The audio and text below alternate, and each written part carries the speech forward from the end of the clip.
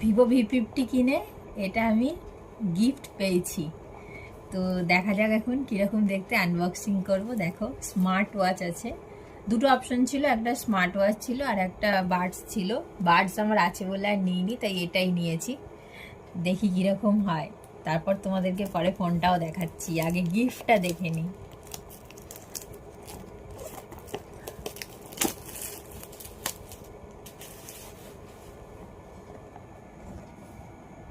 দেখি কিরকম। ব্ল্যাক কালারের বেল্ট দুটো, এটা হচ্ছে চার্জার আর এটা হচ্ছে স্মার্ট ওয়াচটা। ভালোই হয়েছে দেখতে।